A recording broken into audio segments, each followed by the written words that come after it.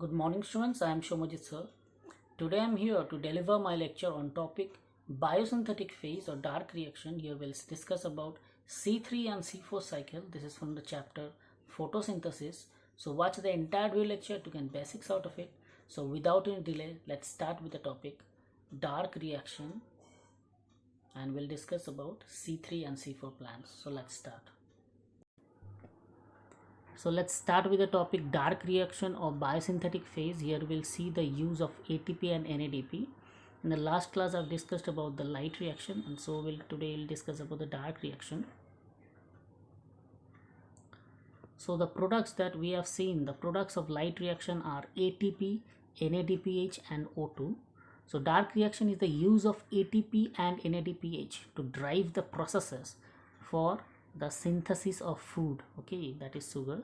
So this phase does not directly depend on light, okay, so this phase does not directly depend on light, but it is dependent on the products of light reaction.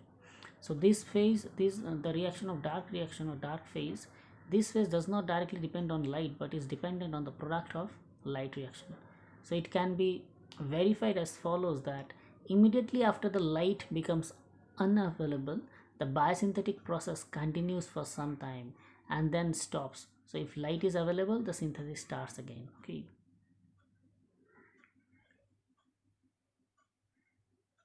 So in this dark reaction we can see carbon dioxide combines with water to form CH2ON or sugar. So carbon dioxide assimilation during photosynthesis is of two types. One is C3 pathway, another is C4 pathway, okay. So C3 pathway, in this first product of carbon dioxide fixation is a C3 organic acid, that is 3-phosphoglyceric acid, PGA. Melvin Calvin discovered this using 14C in algal photosynthesis, okay. So C4 pathway, in this the first stable product is oxaloacetic acid, okay. So you have to memorize that in C3 pathway the first stable product is phosphoglyceric acid, that is PGA, and in C4 pathway the first stable product is oxaloacetic acid, that is OAA, that is a 4 carbon compound, and previously it was a for C3, that is phosphoglyceric acid, is a 3 carbon compound, okay. So you can see left hand side the C3 cycle is given and the right hand side the C4 cycle is given. Now coming to C3 pathway or Calvin cycle or C3 cycle, okay, C3 cycle is also called Calvin cycle. So you can see the cycle given the left hand side, it's very nicely given, you have to memorize the cycle. So you can see in C3 cycle it occurs in all photosynthetic plant, okay. So all photosynthetic plants C3 cycle takes place. So C3 or C4 pathway, so it has 3 stages. One is carboxylation, one is reduction, another is regeneration. So there are 3 stages of C3 cycle. One is carboxylation, one is reduction, another is regeneration, okay. And this C3 cycle occurs in all photosynthetic plant. So we'll see these stages one by one. First is carboxylation of RUBP. So in the carboxylation of RUBP, you can see RUBP. What is the full form of RUBP? Ribulose bisphosphate. Alright, it is a 5 carbon ketose sugar. What is the full form of RUBP?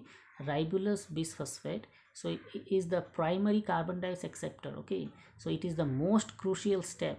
So carbon dioxide is fixed by RUBP to 3 PGA. PGA means phosphoglyceric acid in the presence of enzyme RUBP carboxylase, okay. And since this enzyme also has an oxygenation activity, so it is also called RUBP carboxylase oxygenase, okay. So Rubisco. So Rubisco is called RUBP carboxylase and oxygenase. So Rubisco, okay, Rubisco is the most abundant enzyme in the world. So what is the most abundant enzyme in the world? That is Rubisco. So again I repeat, what is the most abundant enzyme in the world? That is Rubisco.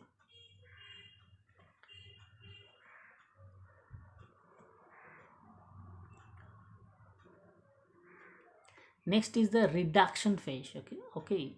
Next is the reduction phase. You can see in the cycle the reduction phase diagram is given. You can see it is a series of reaction leading to glucose formation. So in this reduction phase, it leads to glucose formation. Here, 2 ATP molecules for phosphorylation and 2 NADP for reduction per carbon dioxide molecules are used. Okay, so here 2 ATP molecules are used for phosphorylation and 2 NADPH for reduction of carbon dioxide molecules are used. So fixation of 6 carbon dioxide molecules and 6 turn of cycles are needed to remove one glucose molecule from the pathway. Okay, so first is carboxyl phase, carboxylation, next is reduction. Third is regeneration of RUBP. So you can see the regeneration phase given in the cycle. So it is a crucial, okay, it is crucial for continuation of the cycle. It requires 1 ATP for phosphorylation to form RUBP. Hence, for every carbon dioxide molecule, 3 ATP molecules and 2 NADP are required. So it is probably to meet these differences in numbers of ATP and NADPH used in dark reaction that the cyclic process, that the cyclic photophosphorylation takes place. Okay, so cyclic phosphorylation takes place here to make one glucose molecule. Okay, so to make one glucose molecule, 6 turns of the cycles are needed. So one turn of this cycle will form one glucose molecule, but so one glucose molecule makes 6 turns. Okay, so if one glucose molecule is formed, this will take 6 turns. That's why one cycle will form one carbon molecule. So 6 turns of this cycle will form a glucose molecule, because glucose is a 6 carbon compound.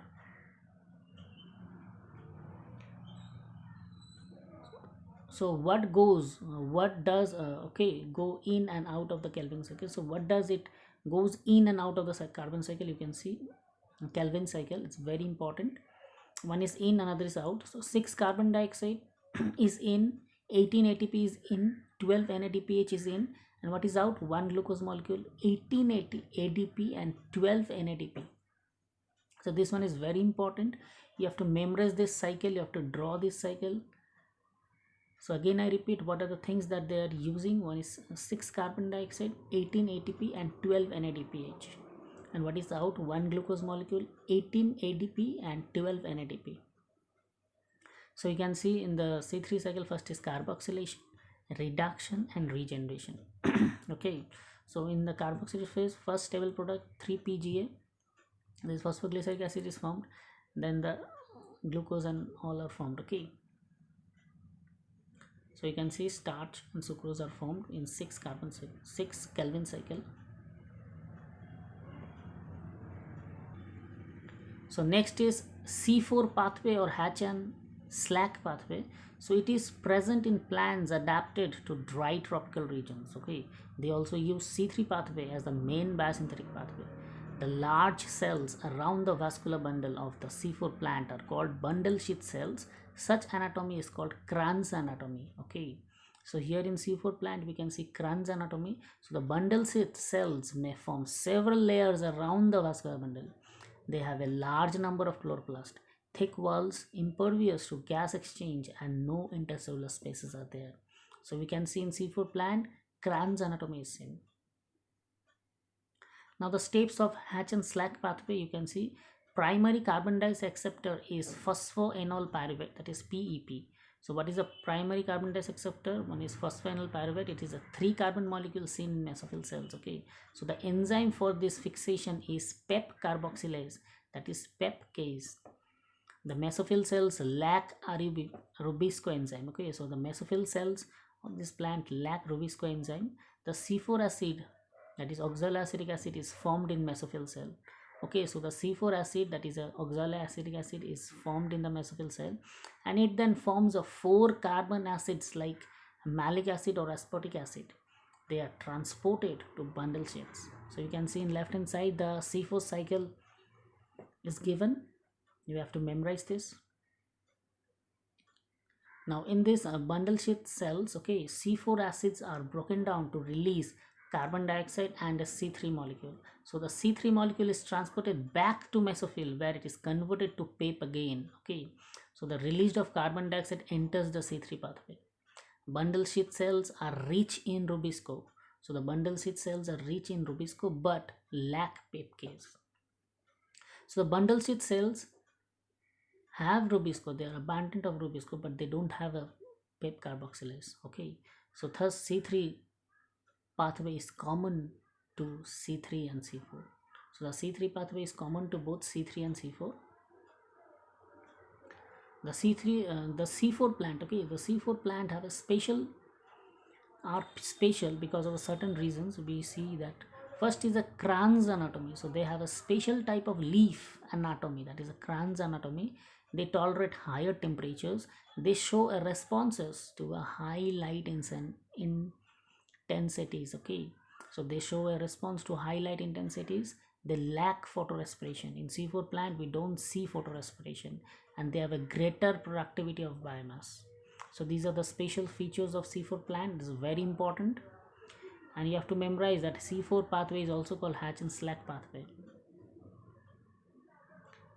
So these cycle you have to copy very nicely. So C3 cycle and C4 cycle you have to copy, you have to memorize. Okay, thank you students. This was all about the entire video lecture. We have discussed about the topic dark reaction of biosynthetic phase. Here I have discussed about C3 cycle and C4 cycle. So stay at home, stay safe. I am Shomaji sir signing off for today, and again we'll meet in the next class. Thank you students.